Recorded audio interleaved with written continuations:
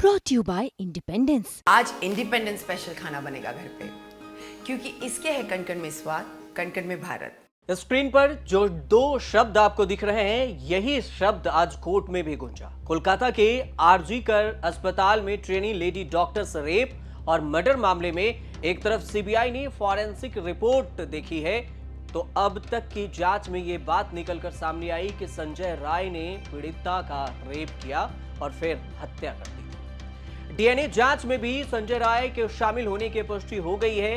वहीं सीबीआई ने माना है कि इस मामले में पूर्व प्रिंसिपल संदीप घोष से चूक हुई। अभी तक हुई सीबीआई जांच में ये बात भी सामने निकल कर आई है कि ये गैंगरेप का मामला नहीं है, रेप और मर्डर का मामला है। सीबीआई ने हालांकि अभी ये जांच बंद नहीं की है और कई लोगों की संलिप्तता की जांच अभी भी जारी है, लेकिन कोर्ट में जब सीबीआई पहुंची तो सीजेआई के सामने क्या कुछ कहा। उधर सुप्रीम कोर्ट में जब सुनवाई हो रही थी तो फिर कपिल सिब्बल, ममता बनर्जी सरकार की तरफ से वकील थे, उनके बीच में क्या कुछ हुआ। पारदीवाला जस्टिस है, पोस्टमार्टम रिपोर्ट और एफआईआर के टाइमिंग को लेकर सवाल उठाए। जस्टिस पारदीवाला ने पश्चिम बंगाल सरकार की ओर से पेश हुए सीनियर एडवोकेट कपिल सिब्बल से ऐसे सवाल पूछे कि वो फंसते दिखे। सबसे पहले आप ये वीडियो देख लीजिए, आपको खुद समझ में आ जाएगा कि कपिल सिब्बल जब मुस्कुराकर जवाब दे रहे थे तो सीजीआई ने कैसे उन्हें डांट लगाई। Medical College Hospital police outpost that a lady of PG trainee of so-and-so was found lying in unconscious state at so-and-so medicine department of third floor of emergency building in so-and-so according to informed sector 92 OC and under his order leading PS with lady police. So this is not general diary entry. What is? That is what DD is. That's Not what somebody has lost the That's life. according to the Don't rules. at least laugh. One second. Don't According at to the least rules laugh. Maharaj, that we follow, A girl has these lost her regulations we've life. done in accordance. Kolkata doctor rape मामले में दूसरे दिन सुनवाई हो रही थी और chief justice DY Chandrachud, justice JB Pardiwala और जस्टिस मनोज मिश्रा की पीठ ने सुनवाई के दौरान बचाव पक्ष के वकील कपिल सिब्बल से कड़े सवाल किए। जब बात अप्राकृतिक मौत के मामले की हुई, यूडी केस दर्ज करवाने के वक्त की हुई, तो सिब्बल के जवाब पर पहले जस्टिस मनोज मिश्रा और फिर जस्टिस जेबी पारदीवाला ने काउंटर क्वेश्चन किए और एक वक्त ऐसा आया जब जस्टिस पारदीवाला के सवाल पर सिब्बल के पास कोई जवाब ही नहीं था और फिर वो हक्का बक्का रह गए। तो आपको इस वीडियो में बताते हैं कि सुप्रीम कोर्ट में कोलकाता डॉक्टर केस की सुनवाई के मामले में क्या कुछ सवाल हुए और सिब्बल लाजवाब कैसे हो गए। क्या कुछ पूछा पारदीवाला ने। जस्टिस पारदीवाला ने सवाल पूछा कि पोस्टमार्टम कब हुई, क्या पोस्टमार्टम होने और शव का दाह संस्कार होने के बाद एफआईआर दर्ज की गई। हालांकि अदालत में कपिल सिब्बल जब संतोषजनक जवाब नहीं दे पाए तो जस्टिस पारदीवाला ने कहा कि जल्दबाजी में बयान मत दीजिए, सोचिए जरा, उसके बाद आप जो बयान दीजिए। जो आपके सामने कागज हैं, डॉक्यूमेंट्स हैं, उस पर देखिए कि क्या टाइमिंग लिखी हुई है। सुप्रीम कोर्ट में जब सुनवाई चल रही थी तो जस्टिस पारदीवाला ने पोस्टमार्टम और एफआईआर के टाइमिंग पर सवाल उठाए। उन्होंने क्वेश्चंस ऑफ इवेंट पर जस्टिस पारदीवाला और कपिल सिब्बल के बीच में खूब जिरह भी हुई। इस जिरह की वीडियो भी सामने आई है, जो वीडियो आपने देखा। लेकिन सवाल जवाब की बात भी समझ लीजिए। कपिल सिब्बल ने अदालत को बताया कि लेडी डॉक्टर की डेड बॉडी का पोस्टमार्टम 9 अगस्त के शाम 6:10 से 7:10 बजे में इसी दौरान हुआ था। इसके बाद जस्टिस पारदीवाला ने पूछा कि जब आप पोस्टमार्टम करना शुरू करते हैं तो इसका मतलब है कि यह अप्राकृतिक मौत का मामला है। रात को 11:20 पर अप्राकृतिक मौत का मामला दर्ज किया गया था। 9 अगस्त को जीडी यानी जनरल डायरी एंट्री और एफआईआर 11:45 पर दर्ज की गई। तो क्या यह सच है? आप बताएं, क्योंकि 9 अगस्त की घटना है ही नहीं। 9 अगस्त में जो टाइमिंग बता रहे हैं उससे अगले दिन एफआईआर दर्ज हुई। जस्टिस पारदीवाला ने कहा कि यह सबूत चौंकाने वाला है अप्राकृतिक मौत का मामला दर्ज करने से पहले ही पोस्टमार्टम शुरू कर दिया गया। इसके बाद जज पारदीवाला ने कपिल सिब्बल से कहा कि आप जिम्मेदारी के साथ बयान दीजिए, जल्दबाजी में बयान मत दीजिए। जज ने यह भी पूछा कि आखिर अप्राकृतिक मौत का मामला जो हुआ वो दर्ज कब हुआ, कब एफआईआर आपने दर्ज की। इस पर कपिल सिब्बल ने बताया कि रात 1:46 पर। इस पर जज पारदीवाला ने पूछा कि ये डिटेल आप कहां से कोट कर रहे हैं, ये डिटेल आप मुझे कहां से दे रहे हैं, पुलिस के हवाले से या फिर एफआईआर दर्ज हुई उसके हवाले से। इसके बाद कपिल सिब्बल सकपका गए।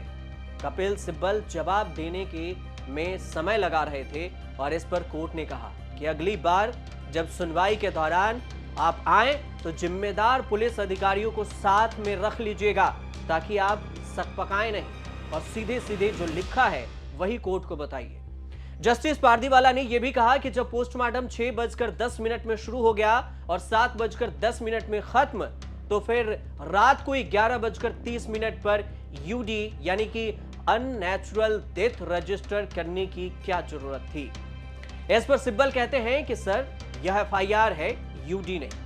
टाइमलाइन देखिए, हमने सब कुछ बताया है। यूडी 1:45 पर रजिस्टर्ड हुआ था। वहीं चीफ जस्टिस ने डीवाई चंद्रचूड़ ने इस बीच में कहा कि अपराध की जीडी एंट्री सुबह 10:10 पर हुई, जब फोन के जरिए खबर मिली थी 3rd फ्लोर पर पीजी डॉक्टर बेहोशी के हालात में मिली है। चीफ जस्टिस ने यह भी कहा कि पीड़ित के शव को देखकर बोर्ड ने शुरुआती राय दी थी कि मौत का कारण गला घोटने के कारण हो सकता है और सेक्सुअल असॉल्ट से भी इनकार नहीं किया जा सकता। इसके बावजूद पोस्टमार्टम शाम 6 और 7 बजे के बीच में हुआ। इसके बाद जांच शुरू की गई। ये सब तो पारदीवाला के अलावे सीजीआई ने जो कोलकाता कांड पर सीधे सवाल पूछे वो भी चौंकाने वाले थे। सीधे कड़े शब्दों में कहा कि एफआईआर 14 घंटे बाद क्यों, और दूसरा सवाल निलंबन की जगह प्रिंसिपल का ट्रांसफर क्यों। कोलकाता कांड पर लंच के बाद दोबारा सुनवाई हुई और फिर सुनवाई के दौरान कोर्ट में कई सारे सवाल किए गए। सवाल सुनिए कि अदालत का कहना था कि इस मामले में 24 घंटे बाद एफआईआर आपने दर्ज क्यों की। इसके बाद ही कोर्ट ने प्रिंसिपल की दूसरी जगह नियुक्ति पर भी सवाल उठाए कि आपने उनका दूसरी जगह नियुक्ति 24 घंटे के अंदर कैसे कर दी। कोर्ट ने पश्चिम बंगाल सरकार की तरफ से पेश हुए वकील कपिल सिब्बल से पूछा कि जब प्रिंसिपल को उस कॉलेज से हटाया गया तो दूसरी जगह प्रिंसिपल क्यों बना दिया गया, उसे हटाए ही रखना चाहिए था। सीजीआई डीवाई चंद्रचूड़ ने कहा कि 11:30 बजे, रात के 11:30 बजे एफआईआर दर्ज करने के उचित नहीं ठहराया जा सकता, जबकि शव बहुत पहले ही बरामद किया गया था। सीजीआई ने यह भी कहा कि 14 घंटे की देरी के बाद एफआईआर दर्ज करने का क्या कारण है। इस पर सिब्बल ने जवाब दिया कि पीड़िता के माता पिता ने कहा था कि जब हम औपचारिक शिकायत देंगे तभी एफआईआर दर्ज की जाए। कोलकाता मामले पर सुप्रीम कोर्ट में सुनवाई के दौरान डीवाई चंद्रचूड़ ने वकीलों को हिदायत भी दी, चेतावनी भी दी। सख्त लहजे में उन्होंने कहा कि वे अपने तर्क सोशल मीडिया पोस्ट के आधार पर तैयार नहीं करें। सीजीआई ने यह भी कहा कि हमारे पास पोस्टमार्टम रिपोर्ट है। उन्होंने 151 ml सीमेन स्पर्म मिलने वाली थ्योरी को भी खारिज कर दिया। इस दौरान सॉलिसिटर जनरल तुषार मेहता ने कहा कि पुलिस का यह आरोप सरासर गलत है कि डॉक्टर की मौत से सदमे में आए उनके पिता ने शुरुआत में एफआईआर दर्ज नहीं करने को कहा था, लेकिन बाद में पिता के कहने पर एफआईआर दर्ज हुई। सॉलिसिटर जनरल ने यह भी कहा कि एफआईआर हॉस्पिटल ने नहीं बल्कि पीड़िता के पिता ने दर्ज कराई।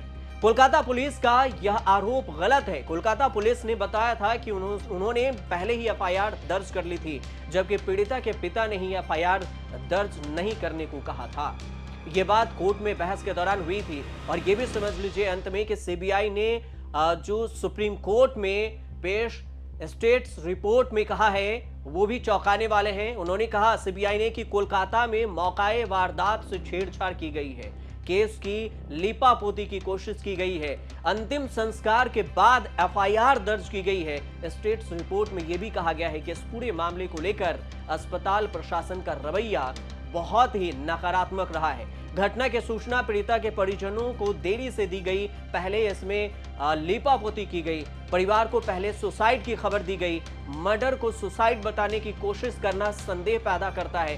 वारदात पर पर्दा डालने की कोशिश की गई। कोर्ट में यह भी कहा गया और कोर्ट ने भी कहा कि पुलिस डायरी और पोस्टमार्टम के वक्त में अंतर है। आरोपी के मेडिकल जांच पर भी कोर्ट ने सवाल उठाए हैं। चूंकि सुप्रीम कोर्ट के चीफ जस्टिस डीवाई चंद्रचूड़ की अध्यक्षता में पीठ इस पूरे मामले की सुनवाई कर रही है, कई सारे सवाल उठ रहे हैं और अगली डेट की भी बात कही जा रही है।